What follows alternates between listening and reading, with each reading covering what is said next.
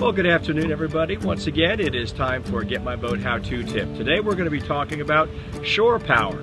Shore power cord going to the shore power pedestal. This allows you to get regular old 110 current on your boat, so you can use your microwaves and use your hair dryers without having to worry about a genset or other stuff to make power. So that comes typically in recreational size 30 amp or 50 amp. You can tell a 30 amp because when you look at the three prongs, a 30 amp goes to the inside. You can kind of see that little fork right there. It goes to the inside.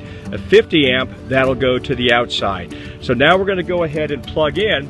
Just remember that before we plug in, all the systems have to be off, meaning the switch here on the pedestal needs to be off, as well as all of your AC switches on the electric panel on the boat. Everything needs to be off when you plug in. So I take this one is a little bit different as a cover. This simply goes in, I find the right spot, I can't make a mistake, I turn it, and that is now locked in place. I go to the switch right here, and that energizes this end. Okay, now let's go to the boat end. All right, now we're on the boat side, and whether it's a sailboat or a power boat, they're all virtually the same. This particular boat has two spots to put in shore power because you can double it up. This third one is typically for cable and other necessities on board. So on the boat side, it's the female side right here.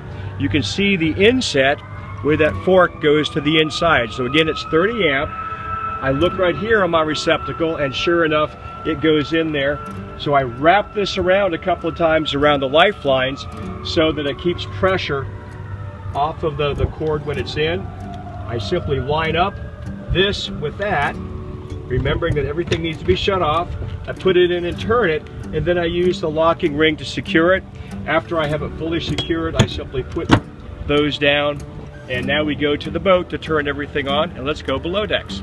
All right, and so now we're below decks. We've already turned on the power at the pedestal, and we have the power cord attached from the pedestal onto our boat, but we still have two panels we have to work with. This panel, if you can see, this is actually the shore power side. This is where the air conditioning comes from typically. This side is called the house side, 12 volts. So these are the battery systems. So what we're more concerned about is what's happening over here, because we have to turn the system on.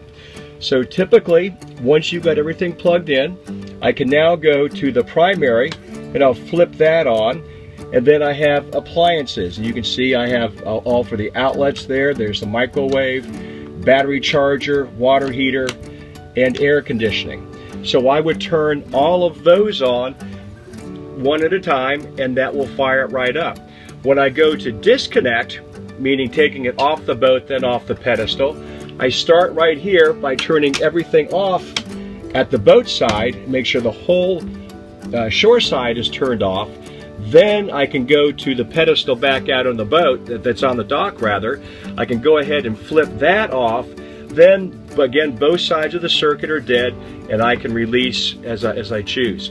That's just the down and dirty, but I hope that's useful. Again, we want to thank our friends at Sail Time for allowing us to enjoy their boat, their 136. Thanks very much, Captain Dave, signing off.